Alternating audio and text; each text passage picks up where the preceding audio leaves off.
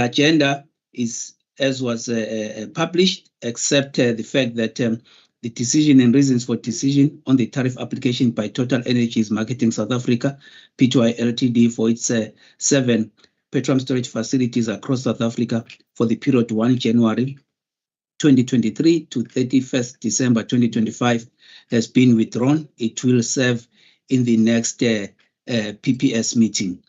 With that, we'll then continue then to the declaration of interest. Members, please fill in the declaration of interest forms and submit them to the Secretariat as well as management and staff in this regard. I would, in any event, give you an opportunity, members, if there's any interest to declare verbally right now. I take it that there is none. With that, I would then like to proceed to item 5, which is a decision and reasons for decision on the tariff application by Sasol Oil Pty Ltd for its secunda to Natref integrated pipeline, the SNI pipeline, for the period 1st July 2023 to 30 June 2024. Over to you, Madam Boko and EM and your team. Thank you, Chair. Just before Ms. Dada come in, as indicated, our intern will do the introduction. I just needed to indicate that we have noted concerns that were raised by the members of the PPS in the previous discussion of this application, and in terms of this pipeline being a pipeline that's transmitting components to the 2 refineries. The PLC is working on a project to address this matter, and we hope that before the end of this financial year, we will come back to the PPS to then present on how we're going to address this matter. Over to you, Ms. Dada. Thank you. Thank you, Ms. Mtwa, and good morning, members. The purpose of this submission is to request the PPS to set a tariff of 45.26 cents per litre for Sasol Oil Secunda to Natref integrated pipeline, and to also approve the decision and reasoning and for decision document attached here to as Annexure A. In its tariff application, Sasol Oil applied for a tariff of 47.97 cents per litre for the period 1 July 2023 to 30 June 2024, which translates to a decrease of 30% from the tariff of 68.57 cents per litre set for the 2022-2023 financial year, mainly due to the clawback value in favor of customers. NESA determined a tariff of 45.26 cents per litre, which is 5.65% lower than the tariff Sasol Oil applied for. The difference in the tariff applied for by Sasol Oil and that determined by NESA, it is mainly due to the REP value and the difference in work calculation. Issues previously raised by members regarding the SNI pipeline are shown in Table 3 of the PPS submission. It is therefore recommended that the PPS sets a tariff of 45.26 cents per litre for the Sasol Oil SNI pipeline, and that approve the decision and reasoning and for decision document attached here to as Annexure A. Thank you.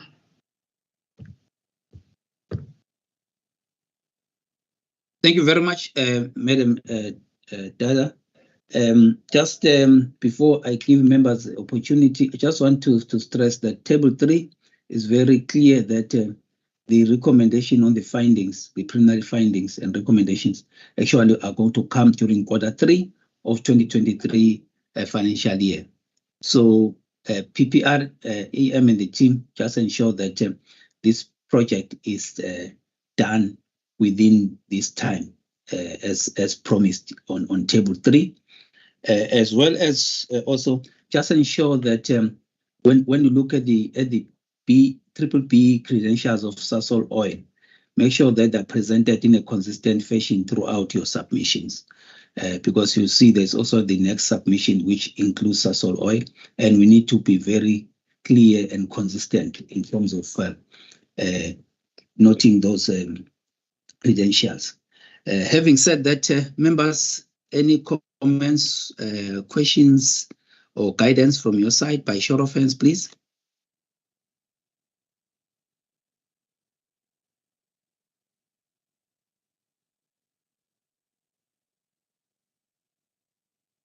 Madam Masetti and then Mr. Sbanda. Thank you, Chairperson. Chairperson, I have just 4 quick issues, and mostly they are to improve, Chairperson. If we start on paragraph 5 of the covering submission, if we could make sure that we black out that ownership there, if it is confidential, Chairperson, it's not covered. It's not blacked out. It's only the percentage that is blacked out, but the figure itself, Chair, it's not.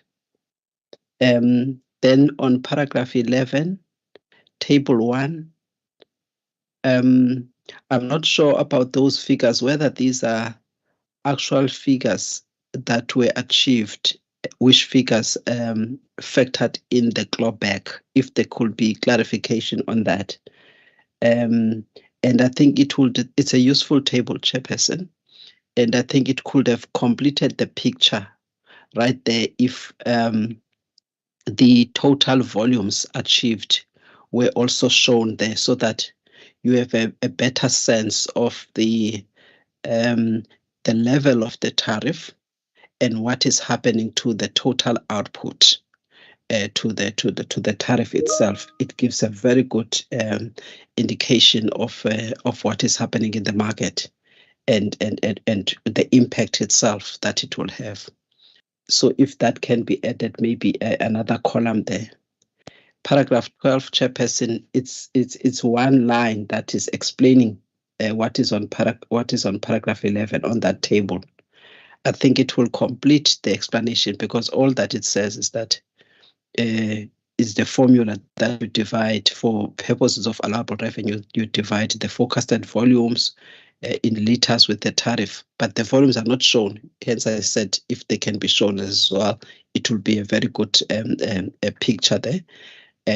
I think it will complete that explanation of the usefulness of the table if there's a comment clarifying whether those are actual volumes and the clawback has been factored in, and then what do we see then after in terms of the outcomes, and those outcomes will be the actual tariff with the corresponding volumes that were achieved, Chair. And then quickly, Chair, go to the volumes on table 5.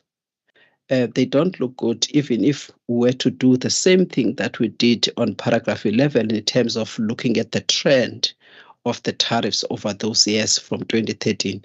Even if we don't go that far, but just looking at what we had just before the COVID, the volumes there, they're actually decreasing, and in fact sometimes just increasing, but they don't get to that huge jump to that figure that is shown. I see that it seems to be confidential, the figure there, but it is a huge figure, Chairperson, and I don't think it will be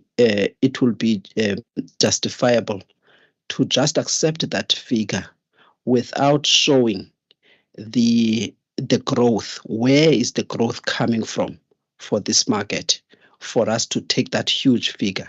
If we take that figure, it means that we are going to land on the volume risk issues that we're trying to avoid, and we came up with a mechanism to deal with the volume risk.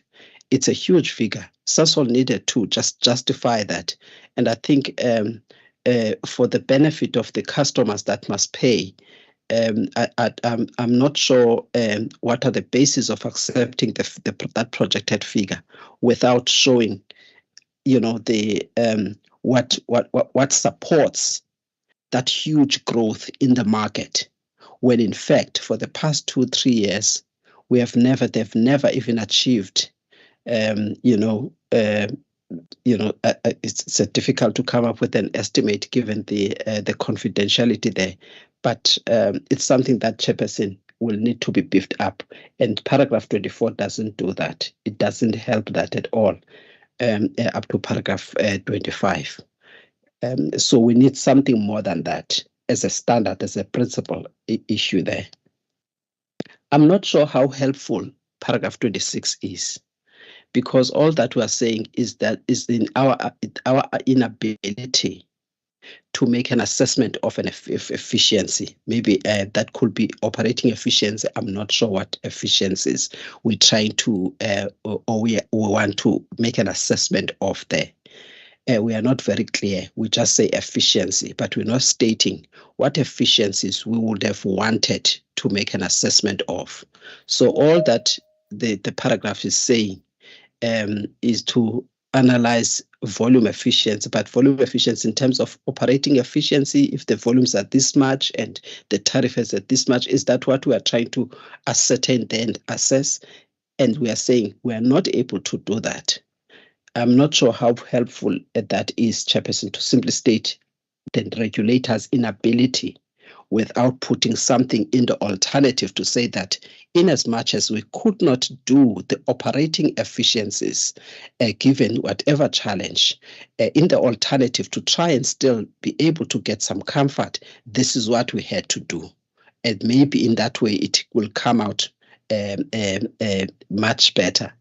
But we need to then deal with that paragraph. We can't just put it out there and say the regulator is unable to do this without showing, how do you then, if it's so important and maybe there's a risk and there's something that you needed to show, then let's look at the alternative to still try and say we are nevertheless comfortable because we have made an assessment of this, irrespective of not being able to do a thorough assessment on the operating efficiencies.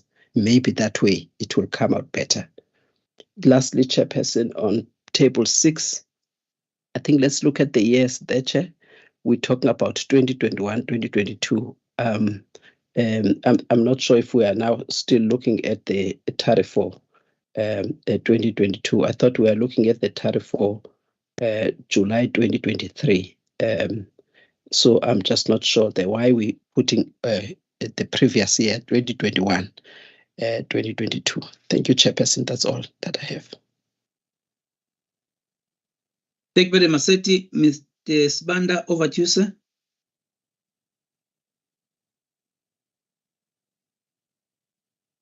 Thank you, Chairperson, and thank you to the team as well. Chair, yes, I think the SNI project, we look forward to that. But I'm also hoping, Chair, that perhaps in as much as the issue arose during SASOL's application discussions, that to the extent that we have similar assets or pipelines that are integrated and for own use, perhaps we could extend the project to look at those as well. But if there are none, that's also fine. Then we can confine it to this SASOL line. Chair, the question of timelines, Chair, and I'm looking at table 2, the schedule of processing the application. Chairperson, I'm going to harp on this issue, perhaps until we put in place measures to assess and screen applications as they come in, instead of benchmarking every application against the 6 months or the 6 months timeline. And I do note that there are instances where we have to request for more information and so forth. But if you look at the time it takes, or rather it took this particular applicant to respond to us, it was probably around a week or so. And the rest of the time is just our own internal processes, and I'm discounting the public consultation process here. And all I'm saying is that we're not dealing with this type of application for the first time. We've dealt with this, and I'm sure there is a template that we use for these things. But I get really concerned, Chair, when we benchmark these applications against the 6 months timeline, and if we so for instance, this one is due, the 6 months is due on the 20th of August, and it's like, because we've done it in less than a month, it's due before the deadline. It's a peg, it's a pat on our back. I think we really need to do something around these time frames, Chairperson, unless of course there is some really good reasons behind that. But I go through this, and I always ask myself, for instance, it takes us more than a month just to deal with the confidentiality question, and I know that there is consultation with the applicant and all of that, but truly speaking, 4 weeks for me is just a lot, just to deal with the question of confidentiality. I'll leave it at that, Chair. The next issue, sorry. Yeah, I think Ms. Massetti has touched on table 6. I think that needs to be corrected. The financial years there need to be corrected. And then the next issue is around land rehabilitation. So if you look at the decision, the summary of the decision on page 14, page 15, paragraph 6, where we are giving the licensee 30 days to submit a progress update on the land rehabilitation issue and the financial provision for that. Okay, it's not the first time that we're making this request. If you go to last year's application, we made a similar decision, and we are not explaining as to what happened since our last decision. We requested Sasol to do this within a particular timeline. They've not done it. We're coming back again, and we're giving them another timeline to say, please supply us with your financial provision, for land rehabilitation as required by the regulations within 30 days. So what has changed? What makes us think that they will do it this time around if they have not done it over the past 12 months? And to me, the critical thing is we are not explaining what happened, or what follow-ups did we have, what meetings did we have, what was their response, what is being done, and all of that. And it's like we're just making these these requests, and so what stops us all from ignoring this and coming back again next year with a similar application, and we make a similar request to them. And then if you go to page 24, I think this is the RFD on paragraph 48.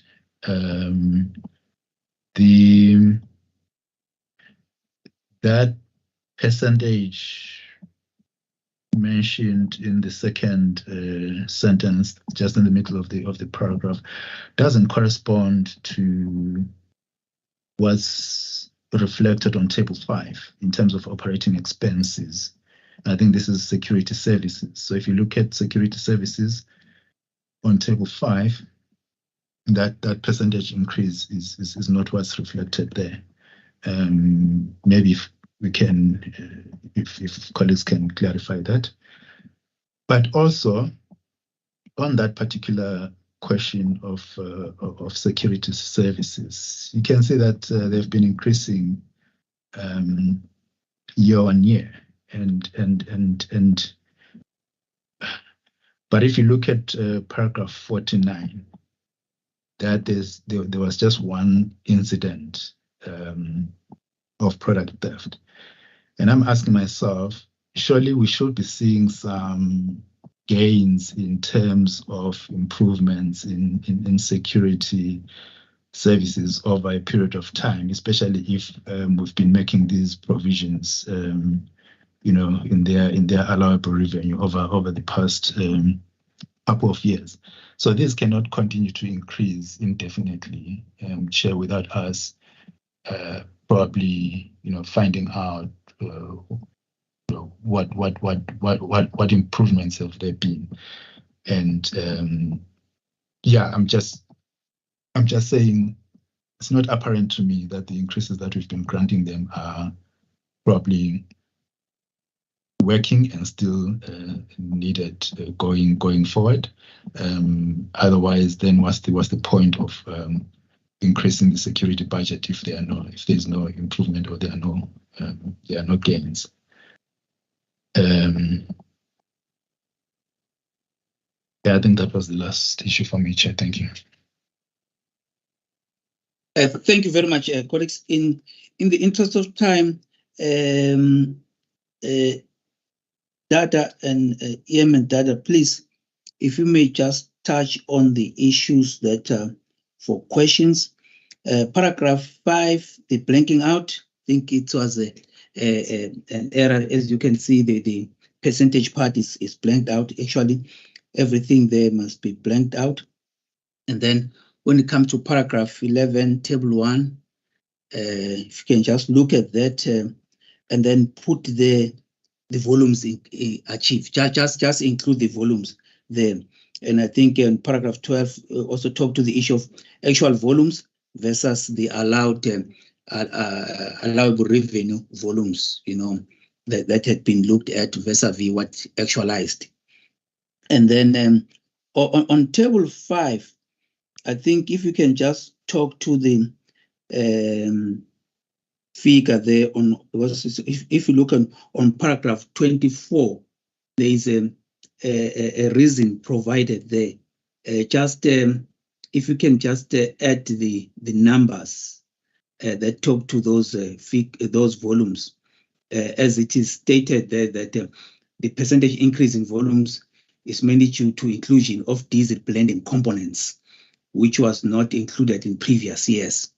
Just indicate what those would amount to, because of the increase in diesel usage generally over the years. One would understand, and the fact that you've got this line being mainly an interconnection line, which project is going to deal with that. And I think that if those I just wanted to make that one clear. And then on paragraph 26, just indicate what alternative means you have then in terms of looking at efficiencies. The table 6, it's a simple correction of that from 2021, 2022 to 23, 24. Just implement those. And then when we come to the SNI project, what Mrs. Banda alluded to is that look at other pipelines as well, as was the case with storage and loading facilities. Don't just zoom into this only, but if there's pipelines with similar challenges, just do that. You have done it before, and you need to then make sure that you do that as PLC, the department.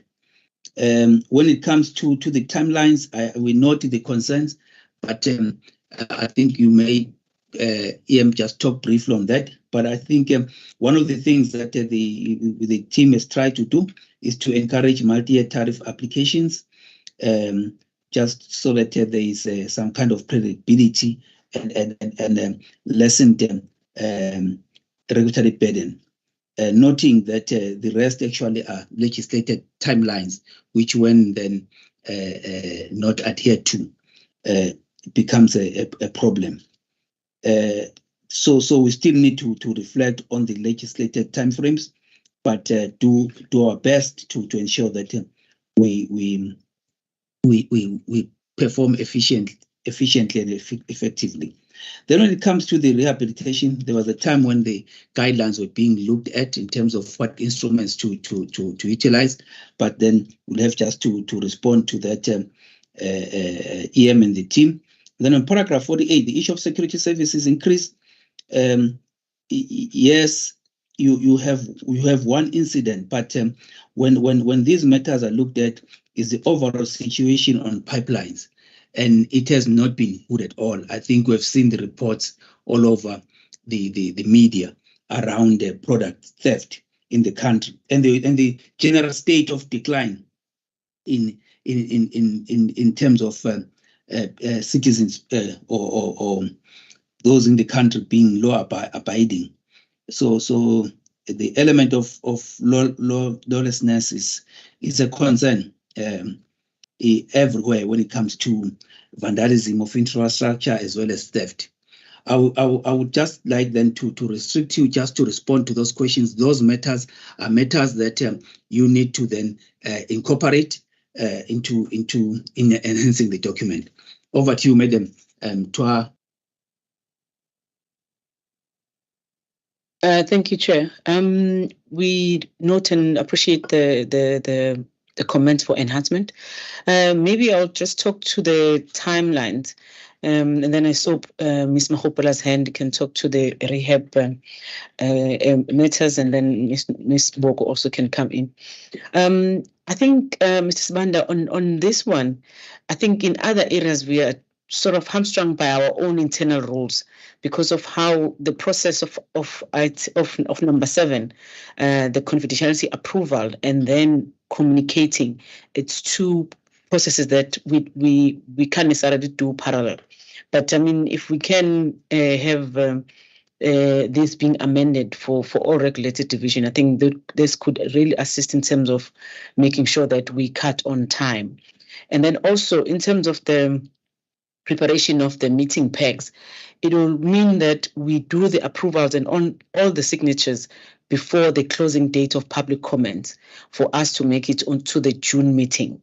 So also there are timelines for submitting to the sales office and also RSU, and that also then doesn't allow us to cut much time.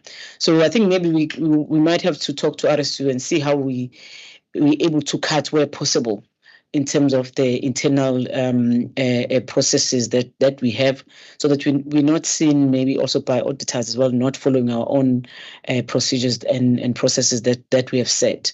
So I think with this application having taken about 5 months, so far it's as best as we could. However, we can then take it with RSU to see where possible we can amend the rules to make sure that we're able to do some processes in parallel. Thanks. Maybe let me hand over to Ms. Boko and Ms. Mahopela to then attend to other questions. Thank you. Thank you. We note the input submitted. We will enhance the submission. And in terms of land rehab, we have tried to explain on paragraph 53 on the process that we have taken since last year, where we have engaged Sasol and they have their own internal processes where they have started with the process of complying in terms of the land rehab. And on paragraph 48, with regard to the increase, that percentage is comparing an increase of 2023-24 from 2022-23 forecasted security cost. And I must also mention that there has been an improvement in terms of security, because in the previous years there were tampering of the pipeline, but we are seeing that even though the tampering is there, but it has reduced in a way that they do not really have to spend more in making sure that the pipeline is sorted. Thank you.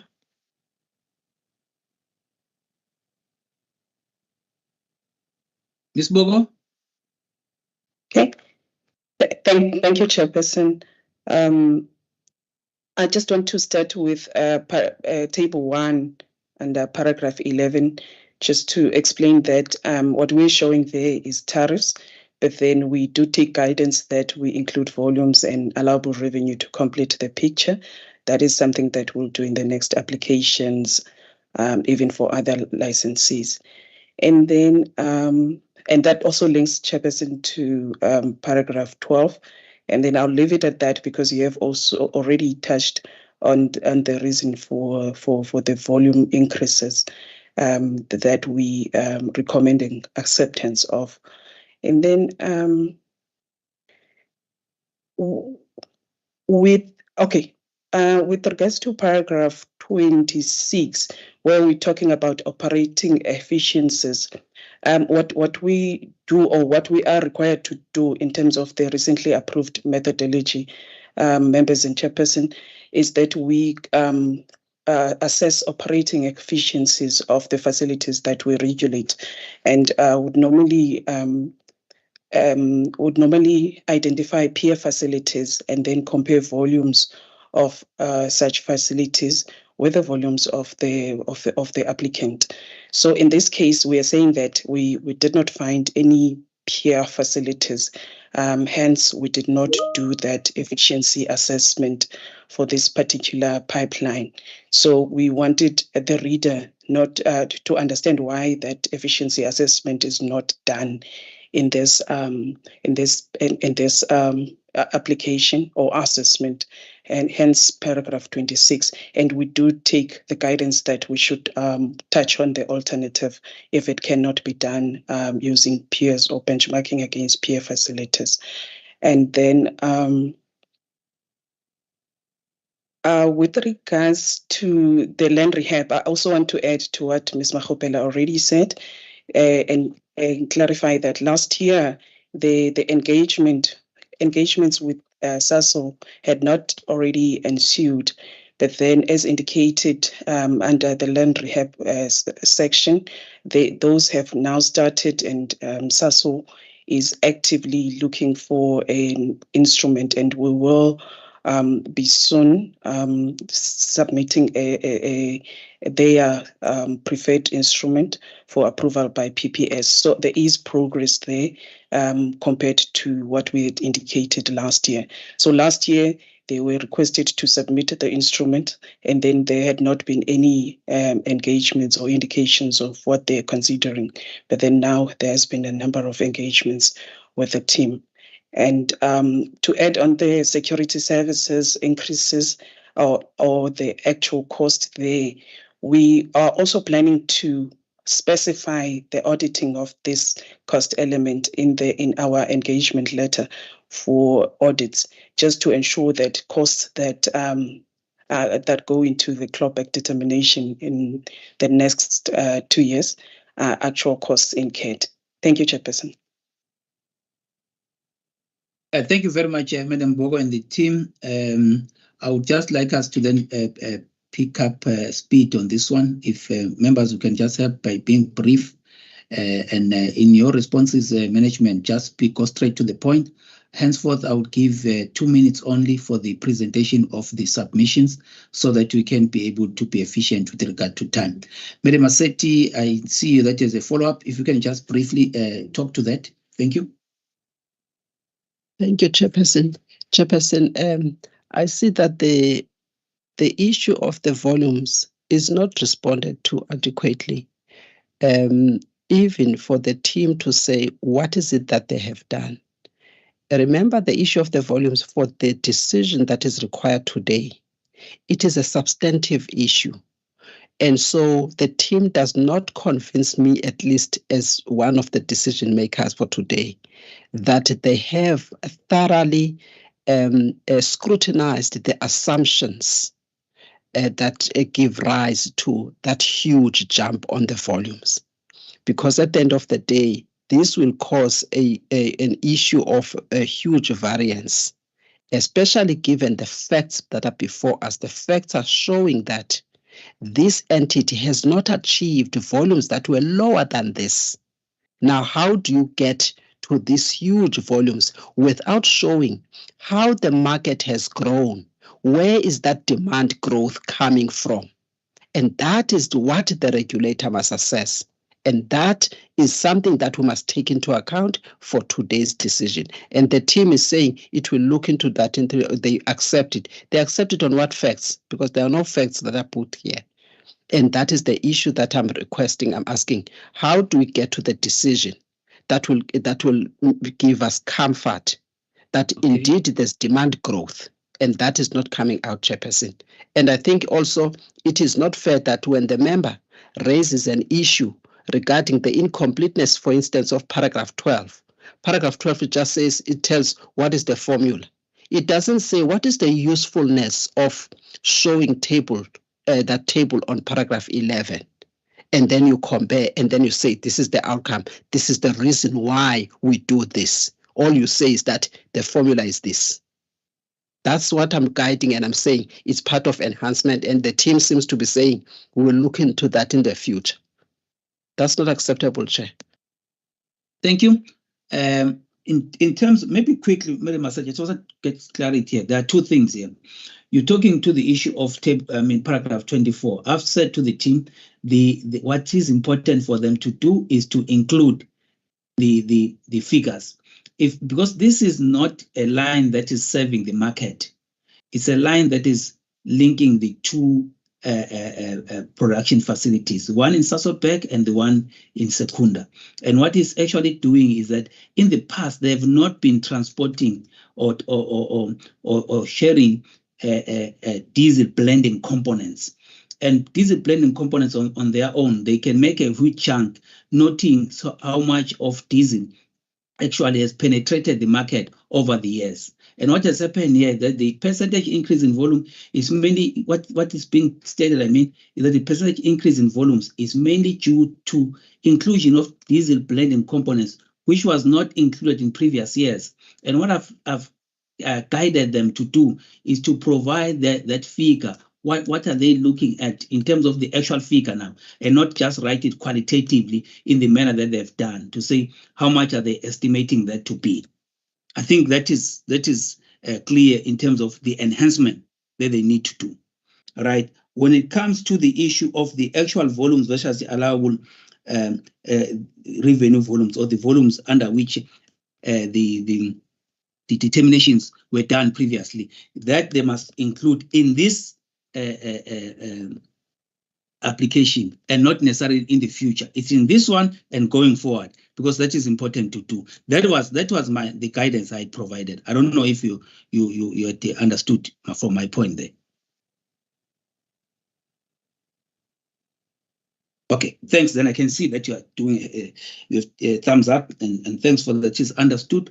Having that, Mr. Sibanda, are you okay with the responses provided and the enhancement that are going to be done in line with your guidance and questioning? Mr. Sibanda? Yes, Chairperson, I'm fine. Chair, I think on the question of timelines, I think it's a broader discussion that we need to have. Not just with the PPR, but probably all the divisions. But yeah, it goes beyond just this issue, Chair. Thanks. Thank you very much for that. And I'm glad that the CEO would also bear witness to the fact that this kind of engagements or discussions have already ensued. And we look at the outcome of the process that is already underway. I would then like members to take you to paragraph 40, which talks to the recommendation. Incorporating all the comments put forth and the enhancement that is then going to be implemented by the team based on those inputs. It is recommended that the Petroleum Pipeline Subcommittee sets a tariff of 45.26 cents per litre for the Sasol SNI pipeline for the period 1 July 2023 to 30 June 2024, and approves the decision and reasons for decision document on the Sasol Oil Secunda to NATREF integrated or SNI pipeline tariff application, which is attached as Annexure A. By show of hands, members, if you support the thanks, Mr. Kumede. Thank you, Mr. Banda, Madam Simane, Madam Massetti, and Advocate Chole. Thank you. That then dispenses of item 5. We'll then continue to item 6, which is a reason and a decision, and reason for decision document on the 2023-24 tariff application by Sasol Oil for its petroleum storage facility located at Secunda, Sinfields Road in Mpumalanga province. Over to you, EM and the team. Thank you, Chair. On this one, we'll request Mr. Baker to give us the introduction. Thank you. Thank you, Ms. Mutwa, and good morning, members and colleagues. The purpose of this submission is to request the Petroleum Pipeline Subcommittee to approve the tariff applied for by Sasol Oil for its petroleum storage facility for the period 1 July 2023 to 30 June 2024, and also approve the decision and reasons for decision document attached here to as Annexure A.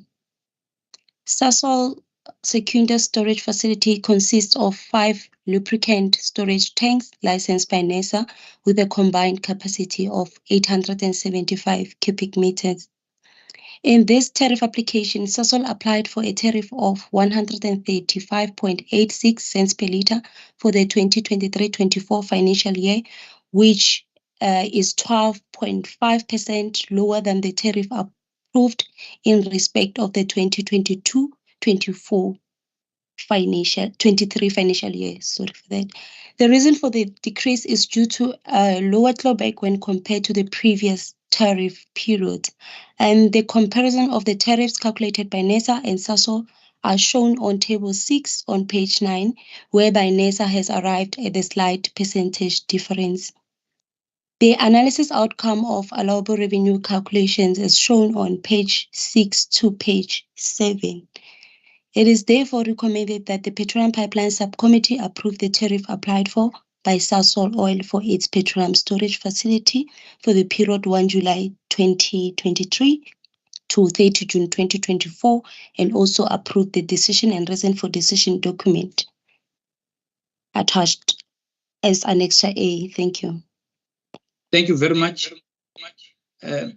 I'm not so sure, Mr. Kumede, if it's a lingering hand or it's a new hand, but be as it may, members, please, by show of hands, if you've got any questions, comments, or guidance to provide, and briefly so. I see no hands. This then takes us to the recommendation, which is paragraph 42. It is recommended that the Petroleum Pipeline Subcommittee approves the tariff of 135.83 cents per liter applied for by Sasol Oil for the period 1 July 2023 to 30 June 2024, and approve the decision and reasons for the document attached to its Annexure A. By show of hands, Madam Massetti, are you? I was trying to interject, voting? Chairperson. Somebody has just dropped my hand later. Or providing guidance? Yes, I just wanted to point out, Chairperson, on paragraph 8, maybe if they can look at that date when the methodology was approved. It was not approved in 2027. If they can look into that date, it is incorrect. And also, Chair, on the issue of the volumes there, if they can bolster the justification on the projected volumes.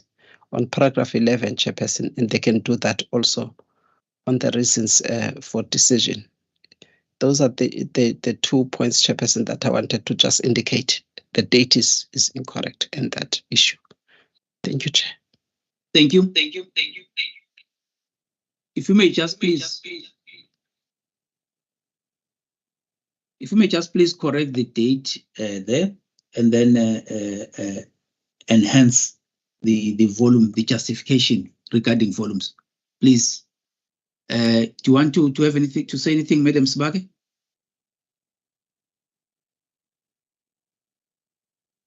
The comment from Ms. Masetti has been noted, and the date will be corrected on paragraph 8. Apology for that. It was supposed to be 2017, not 2027.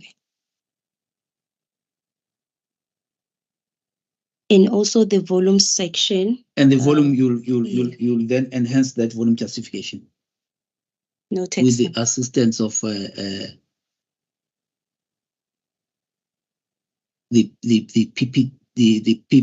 PLC guys. Okay, thank you. I see a thumbs up, Madam Boko. With that, let me then again, I think I've already stated what the recommendation is about. With that enhancement and editing, members, by show of hands, if you support the recommendation as read through.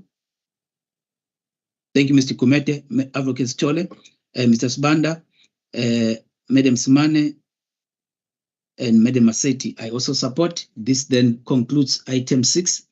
We'll then move to item 7. There is an updated version of item 7, which is a decision and reasons for decision on the tariff application by DJ Erasmus Fairfull Trust for its petroleum storage facility in Bredasdorp, Western Cape Province for the period 1 April 2023 to 31st March 2024. Over to you, Madam Toa and the team. You've got your 2 minutes. Thank you, Chair. Ms. Msomi will give us a brief introduction on this one. Thanks.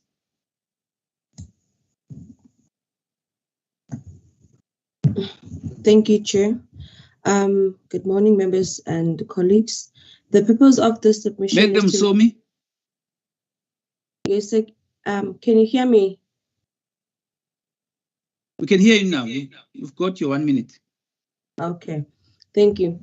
The purpose of this submission is to request the PPS members to approve the tariff of 86.89 cents per litre applied for by DJ Erasmus for its petroleum storage facility in Bredasdorp, Western Cape Province for the period of 1 March 2023 to 29 February 2024, and approve the decision and the reasons for decision attached hereto as Annex A. It should be noted that this is the first tariff application by DJ Erasmus, and its operation is based on diesel and paraffin products. Assessment of the tariff application starts from page 7 of the decision and the reasons for the decision. NERSA's determined a tariff of 86.16 cents per litre, which is 0.85% lower than the tariff DJ Erasmus applied for. The difference in the tariff calculated by DJ Erasmus and NERSA is mainly due to the difference networking capital, weighted average cost, and tax expenses, which ultimately result as values being different. In terms of our volumes verification, we implemented a newly approved tariff methodology which prescribed the assessment efficiency of verification. It is therefore recommended that the PPS subcommittee approve the tariff of 86.89 cents per litre applied for by DJ Erasmus and for its petroleum storage facility in Bredasdorp, and approve the decision and the reasons for decision document attached hereto as Annex A. Thank you, Chair. Thank you, Madam Somi. Members, any questions, comments, or guidance?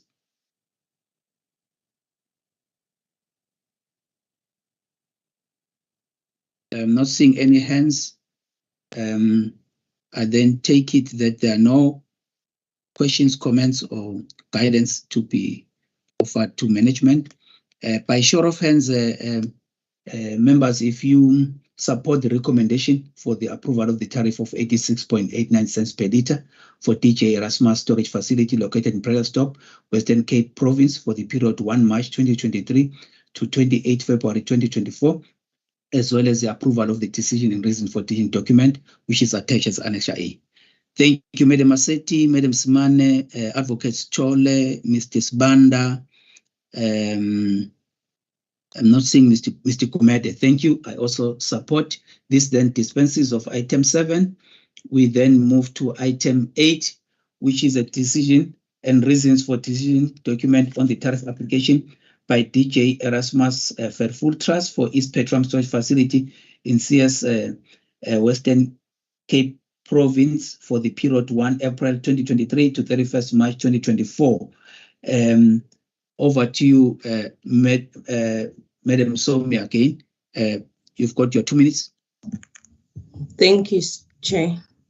The purpose of this submission is to request the PPS members to disapprove the tariff of 333.82 cents per litre applied for by DJ Erasmus for its petroleum storage facility in Ceres, Western Cape Province for the period of 1 March 2023 to 29 February 2024, and approve the decisions and the reasons for decision document attached hereto as Annexure A. It should be noted that this is the first tariff application by DJ Erasmus. Its operation is based on diesel and paraffin products. The main reasons for the differences are tariff proposed by DJ Erasmus and that determined by NERSA is due to the differences in regulated asset-based, weighted average cost of capital, and tax expenses. And the main reasons for the differences are provided in the paragraph in the submissions. The difference in RAP values calculated by DJ Erasmus and NERSA is due to the different method of estimating RAP by both parties, and the difference in the work values determined by DJ Erasmus and NERSA is due to the difference in beta, the economic data set as a whole, determined by both parties. And in terms of our volume verification, we implemented the newly approved tariff methodology with prescribed assessment of efficiency verification. It is therefore recommended that the PPS subcommittee disapprove the tariff of 333.82 cents per litre applied for by DJ Erasmus for its petroleum storage facility in Ceres, and approve the decisions and the reasons for decision document attached hereto as Annexure A. Thank you, Chair. Thank you very much, Madam Somi. Any questions, comments, or guidance to management from members? I see your hand, Mr. Sbanda. Over to you, sir.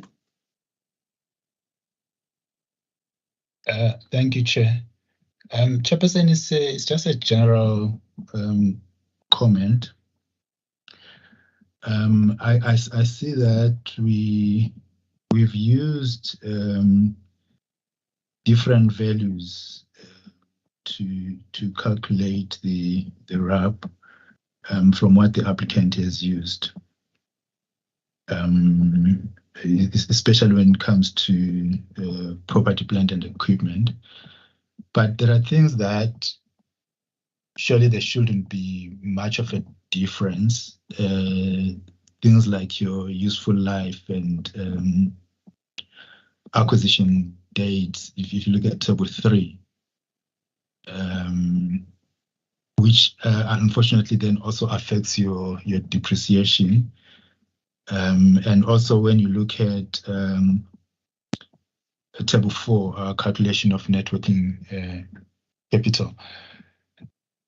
I'm not sure whether this is, and I see that this is DJ Erasmus' first tariff application. So I don't know whether this is a question of capacity on their part, or not understanding the requirements of the methodology, which then says to me, I don't know how often we do education workshops in terms of our methodologies, especially for smaller licensees, because we're trying to get everyone to comply and apply for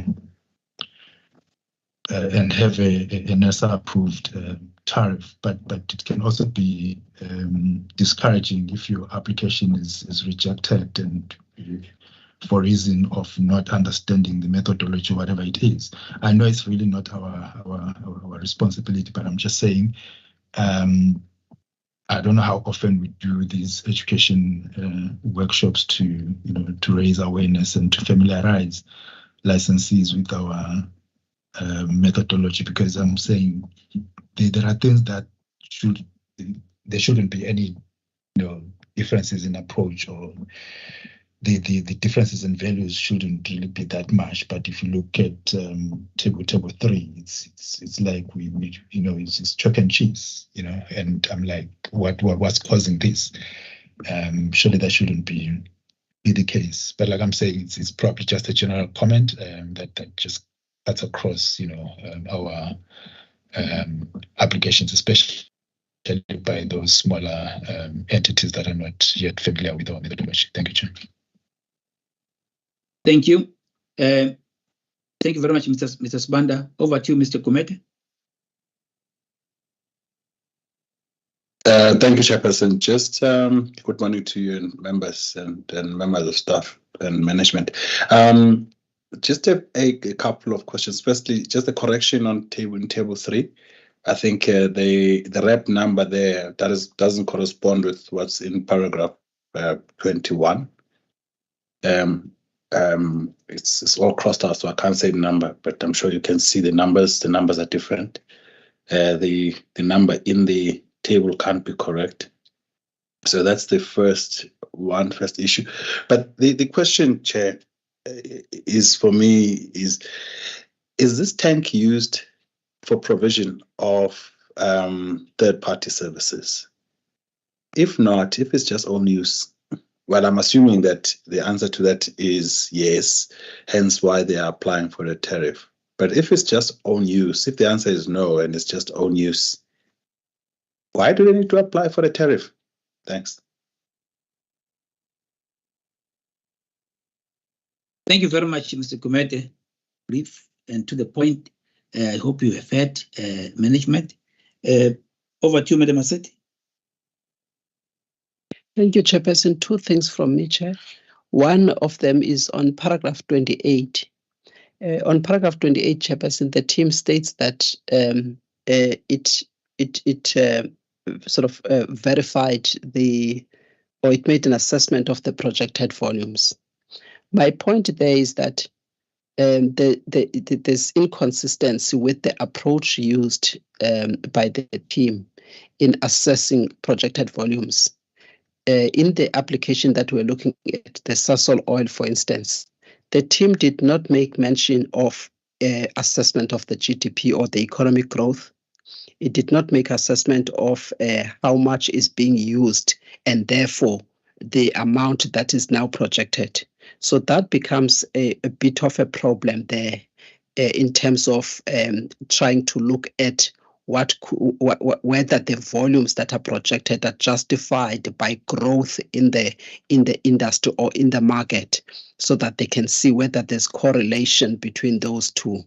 And when it comes to other licenses, they do make an assessment of that. That is something that we need to really guard against, because fortunately now we're in one meeting, and it does not seem that the approach used by NERSA in assessing projected volumes is the same here. So I'm a bit worried about that. The last point, Chairperson, is about the fact that this methodology that is being used to assess this is quite new. It was approved in March 2022. And maybe the team should have taken at least time to assist these newly licensed entities, to assist them in terms of applying the methodology and complying with the methodology. So it is quite new. It is our duty to show them how this should be done so that they bring a compliant application. Thank you, Chairperson. Thank you, members, and thanks for being very brief and to the point on all of these issues. When it comes to I just want to echo the sentiment that has been echoed also by Mr. Sibanda and Madam Massetti in terms of stakeholder engagement, on this and for licensees and prospective licensees to be assisted with regard to the familiarizing themselves with the new methodology, as well as other issues that pertain to tariffs and in the sector. I had also made a request to the EM to make sure that those planned activities are actually undertaken to make sure that we do execute the transitioning of the methodology as was promised and undertaken by the team. I just want to harp on that because of how critical that is, and to place it on record here that that is actually a requirement, and they must up their ante in that regard. With regard to the responses, if you may just then come in, EM and your team. Yeah, I will weigh in on some of the things just for clarification. Over to you, EM and your team. Thank you, Chair. I think on the question of paragraph 21, I'm not sure if we talking of the same thing, but I think it's not RAP, actually it's AR, and the figures correspond to the one on the table. It's AR figures. I've requested Mr. Untit and the team to talk to other questions from Mr. Gumede, and maybe also I saw the hand from Ms. Mogo to talk to the growth of volumes. Thank you. Maybe let's start with Ms. Boko and then Mr. Untit.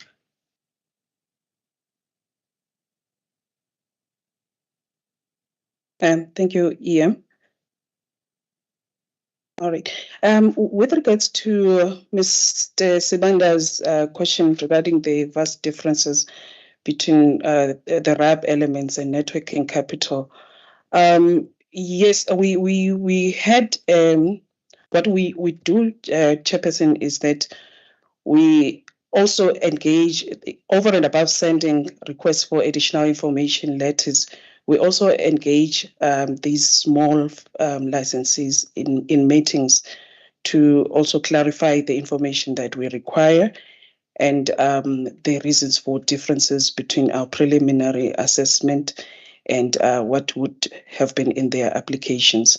What we would have expected in this case is for the licensee to sort of update this particular application because the differences, even at preliminary assessment stage, we could see that would lead to the disapproval of the tariffs applied for.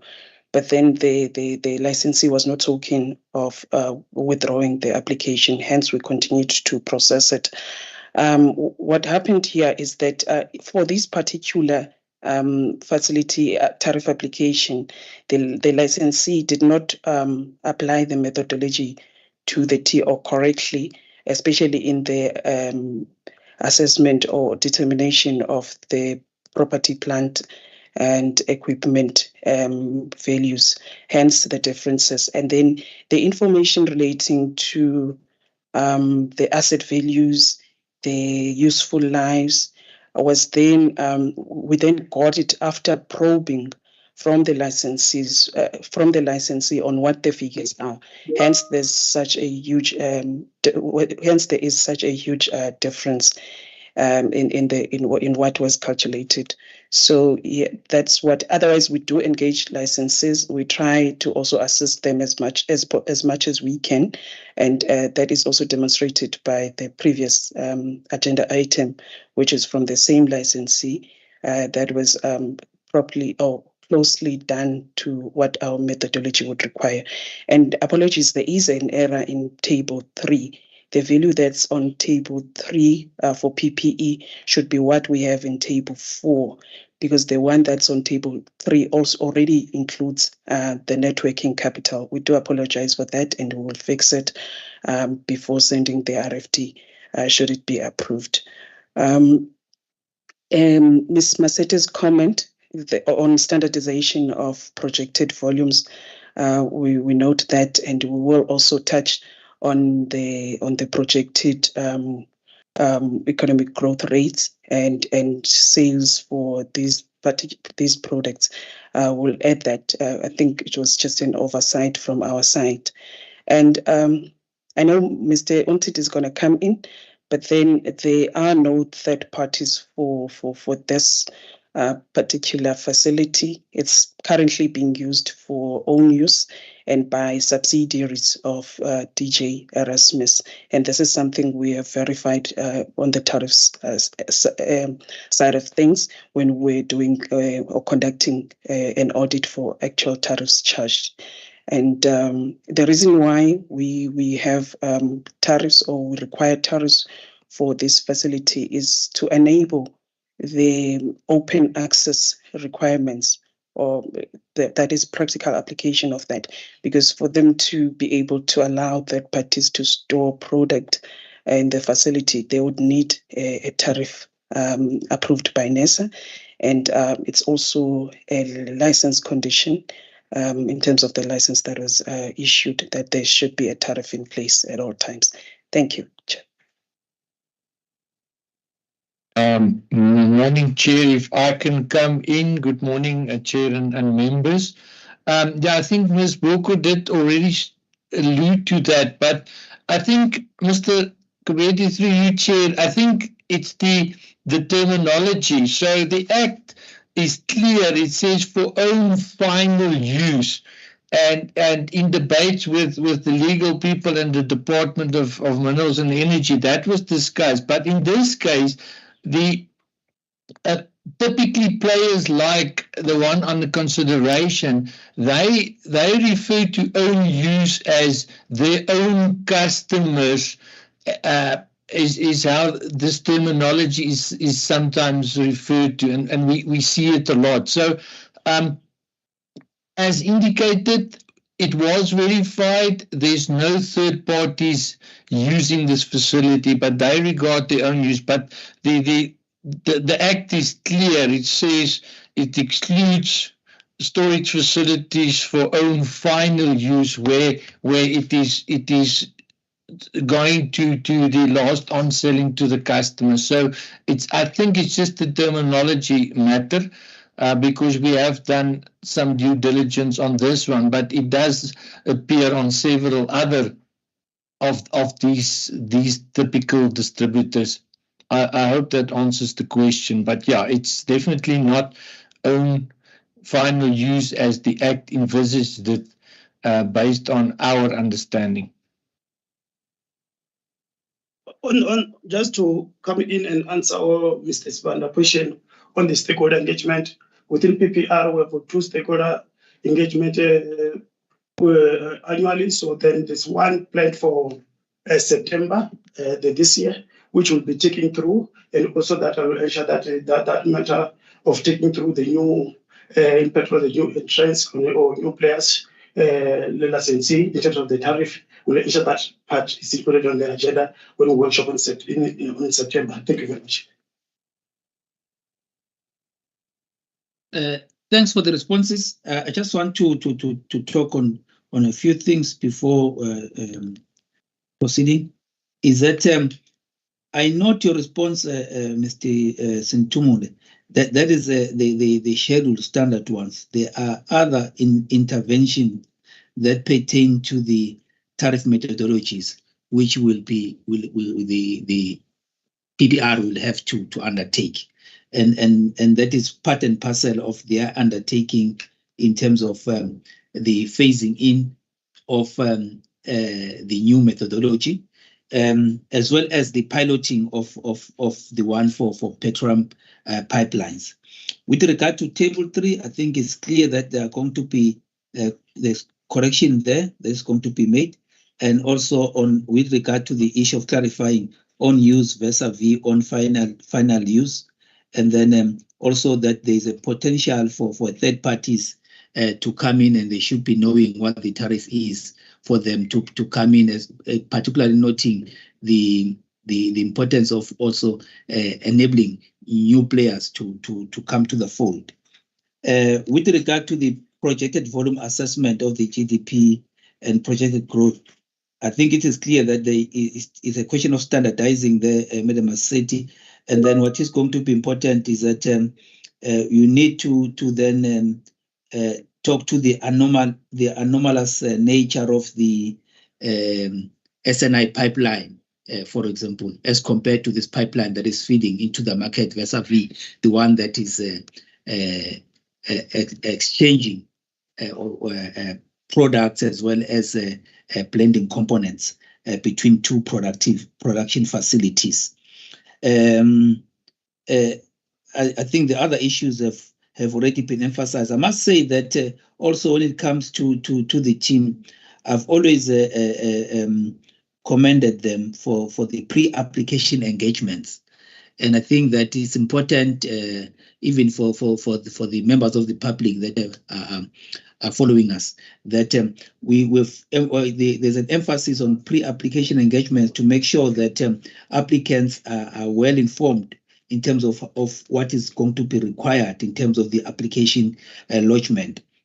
And therefore, it is important for licensees to take heed of what the team advises them upon, and then also to ensure that if need be, there's no harm in withdrawing a license and issuing a one that is updated or simply augmenting on the license that has been lodged. It helps, especially in this regard. So we hope that should this be approved, then the licensee will actually cooperate with the team in terms of lodging a new application accordingly.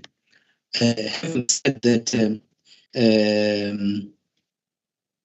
if it was then going to help to make sure that when it comes to the pre-application engagements, they do them diligently going forward. I will then leave it at that. I also note your comments on the chat, Madam Maseti, around the NERSA's RFDs, the approach that should be followed. I will leave it at that, members. I hope you have been sufficiently responded to, and with that, I would then like to move to the recommendation, which recommendation is on paragraph 44, which is on page 10 of 30. The recommendation is for the Petroleum Pipeline Subcommittee not to approve the tariff of 333.82 cents per litre for DJ Erasmus Storage Facility located in CS Western Cape Province for the period 1 March 2023 to 28 February 2024, and for the subcommittee to approve the decision and reasons for decision document attached hereto as Annexure A, subject to the enhancement as put forth by members in this meeting. By show of hands, members, if you do support the recommendation. Thank you, Madam Semane, Mr. Kumede, Mr. Sbanda, Advocate Stole, Madam Maseti. I also support. This then concludes item 8. We'll then proceed to item 9. Item 9 is a decision and reasons for decision on the tariff application by Sasol Oil and BP Southern Africa for their jointly owned petroleum storage facility in Al Road, Gauteng Province, for the period 1 July 2023 to 30 June 2024. Over to you, Madam Sibake. Thank you. Thank you, Chair. The purpose of this submission is to request the Petroleum Pipeline Subcommittee to approve the tariff applied for by Sasol Oil and BPSA for the petroleum storage facility in Al Road for the period 1 July 2023 to 30 June 2024, and also approve the decision and reason for decision document attached here to as Annexure A. This storage facility consists of 4 petrol tanks and 4 diesel tanks licensed by NERSA. In this tariff application, the applicants applied for a tariff of 28.41 cents per litre for the 2023-24 financial year, which is 22% higher than the tariff approved in respect of the 2022-23 financial year. The reason for an increase is due to a decline in volumes when compared to the previous tariff period, and the applicants indicated that the reason for the lower volumes is due to the target it sets for the 2022-23 financial year not likely to be achieved due to uncertainty around oil and gas output in South Africa and the rest of the world. The applicants further indicated that they based the 2023-24 financial year volumes forecast on the 2022-23 financial year latest estimates, as these are more realistic.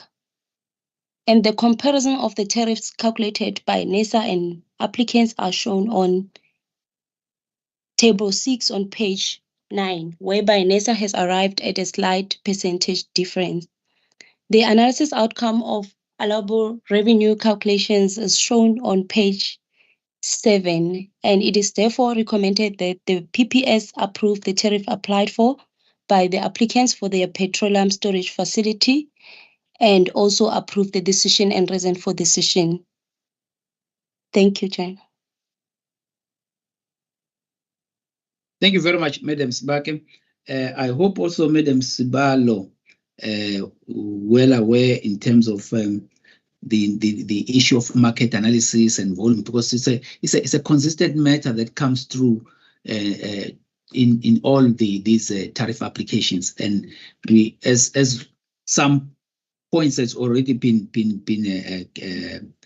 alluded to. It's important that we embark on a continuous improvement path with regard to that.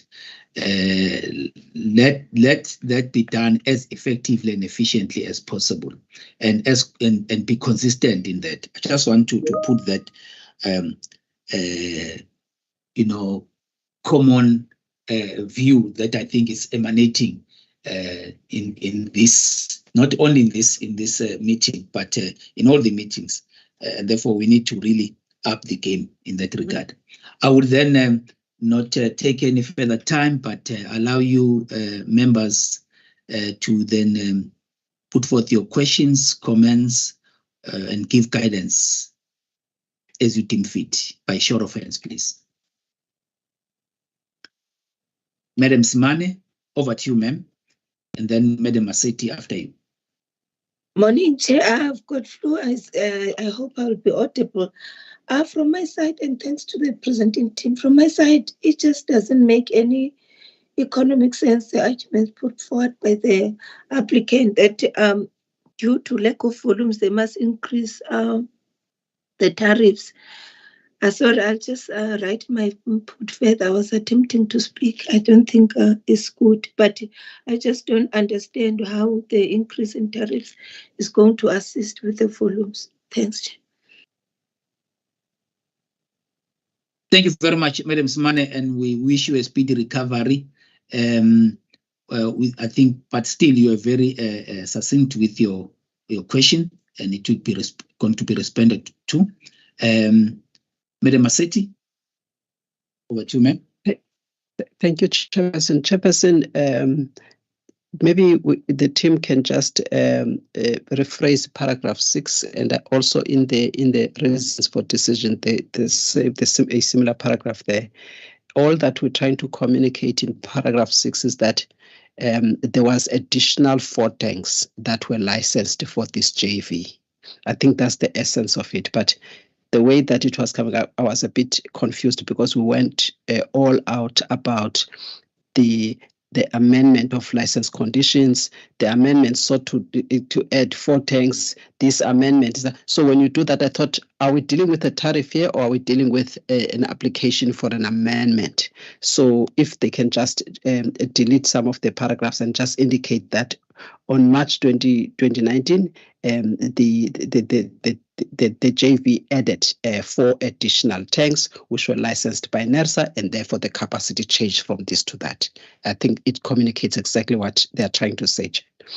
And then, Chairperson, I think on the issue there of the timelines, I think it's still coming up. I think there must be a condition in the license where the applicant or the licensee is required to submit the application, say 6 months before or 4 months before the expiry of the existing tariffs. So I think the team there, Chairperson, needs to just improve in terms of its screening of the new application. It can take a month or two, I think maybe 2 weeks or so, just to screen the application and to communicate if the application is materially incomplete and rejected, Chair, rather than for the application to take 6 months before. Because I'm sure the applicant applied in time in December. Now it takes 6 months to 7 months before the new one. If the team can just improve that without making it your burden or anybody's burden, I think they must just stick to that and comply with the license conditions to enable the licensee to have a new tariff by 1st of July. Those are the two, Chairperson, and the other point has been taken care of by Ms. Simane on the issue of trying to increase the tariff because of sort of the limited volumes. Thank you, Chair. Thanks, Madam Massetti. Over to you, Madam Boko, for response with your team.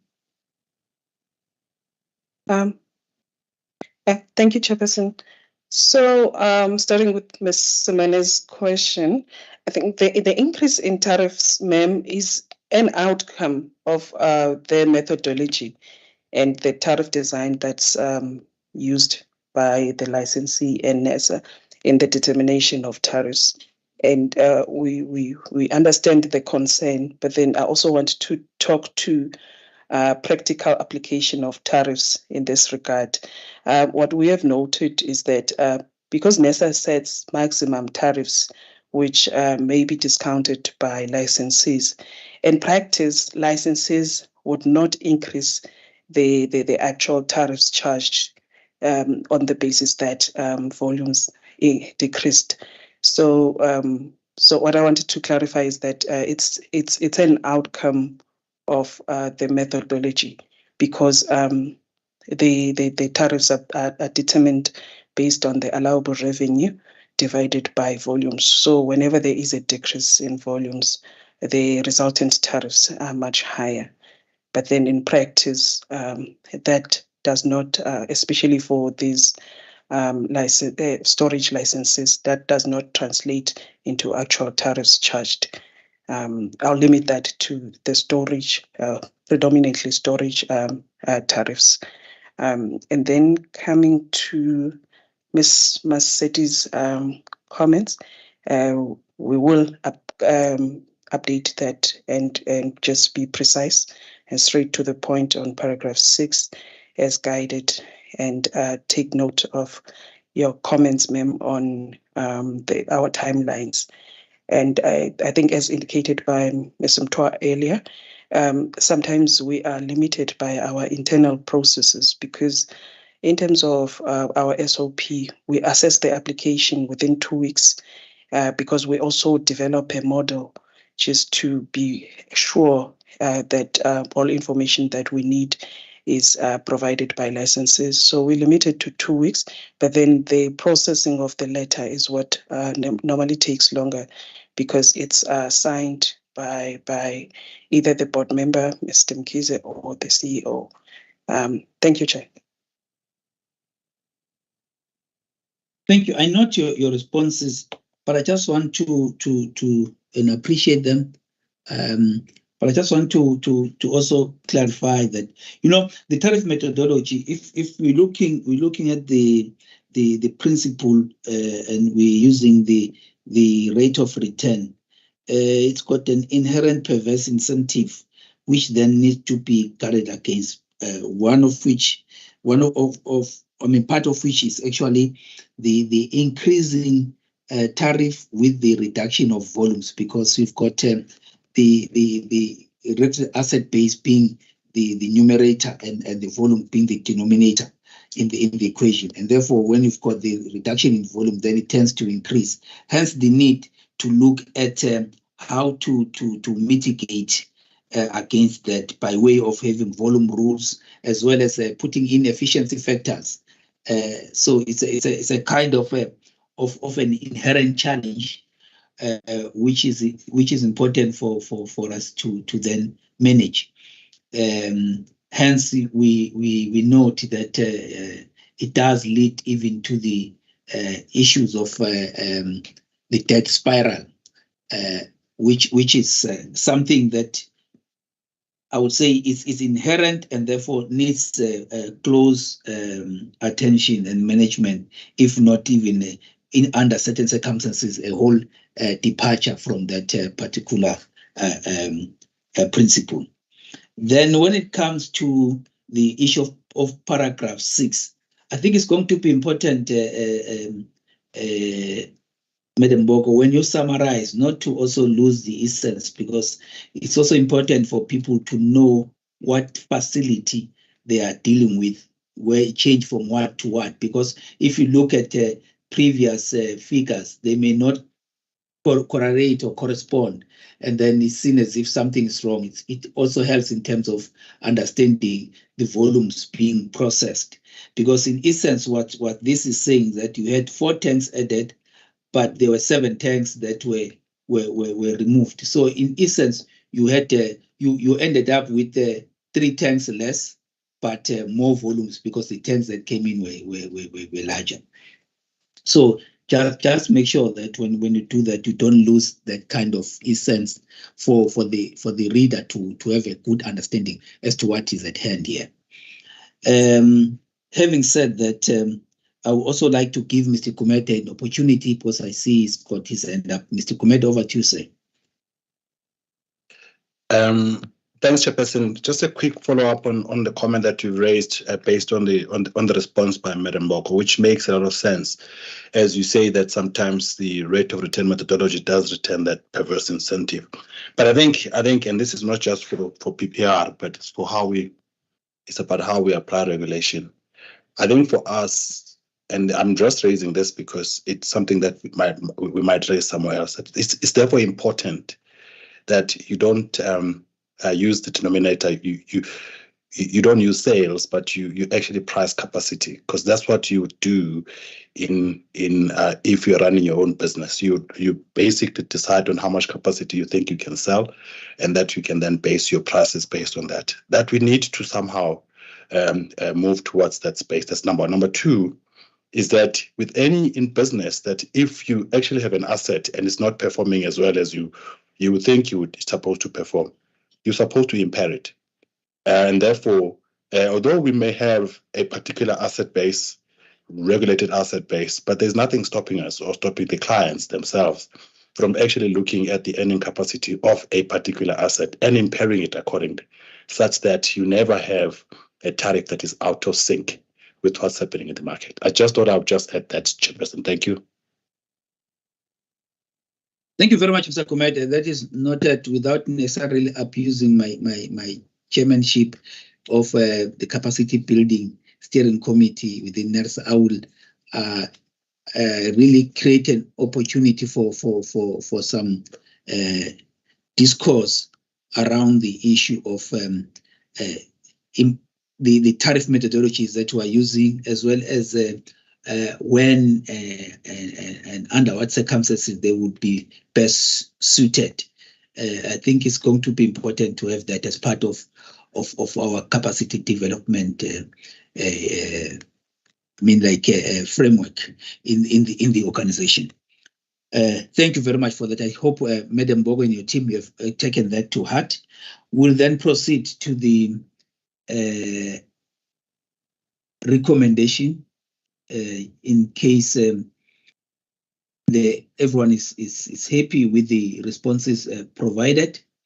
The recommendation is on paragraph 46, which is that the Petroleum Pipeline Subcommittee approves the tariff of 28.41 cents per litre applied for by Sasol Oil Pty Ltd and BP Southern Africa Pty Ltd for their petroleum storage facility in R Road, Gauteng, for the period 1 July 2023 to 30 June 2024, and also approves the decision and reasons for the document attached here to as Annex A subject to the incorporation of those edits and comments therein.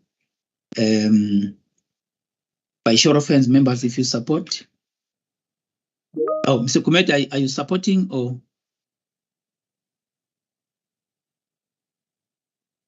Yes, Chair, I am. Okay, thank you very much, Mr. Kumete.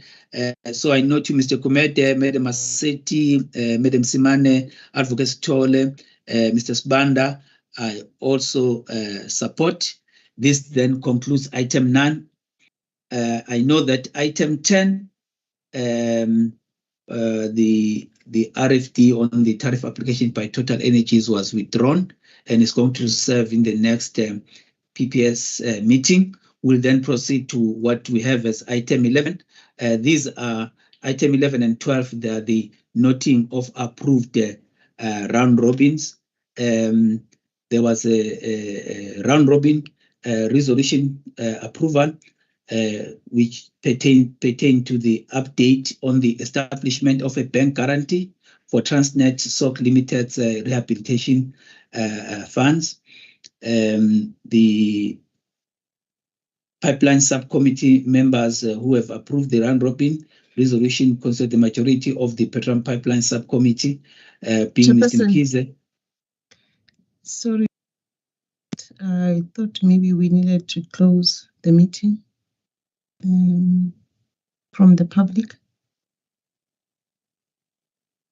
The guidance I had was that this it's a regulator matter. It is not a governance matter. Both of them. Noted. Thank you. Thank you very much.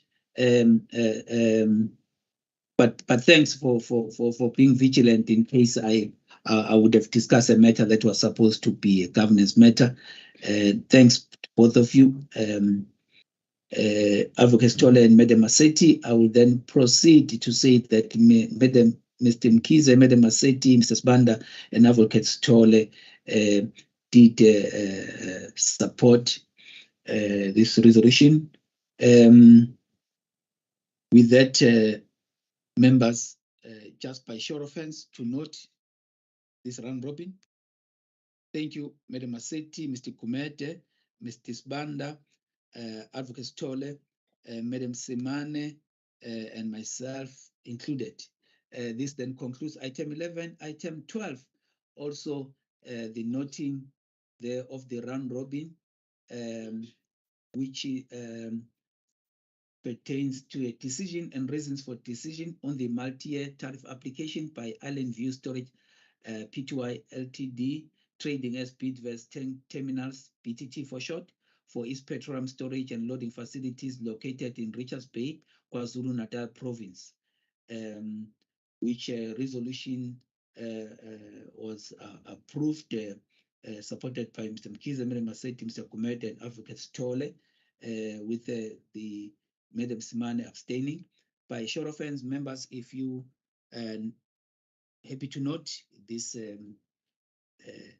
round robin approval. Thank you, Mr. Kumete, Advocate Tole, Mr. Sbanda, Madam Simane, Madam Maseti. I also note from my side. This then concludes all the items that are for discussion in the open meeting. I would like to take this opportunity to thank every member of the public that has been following us through the various live streaming platforms. And thanks to members, management for their participation in this meeting.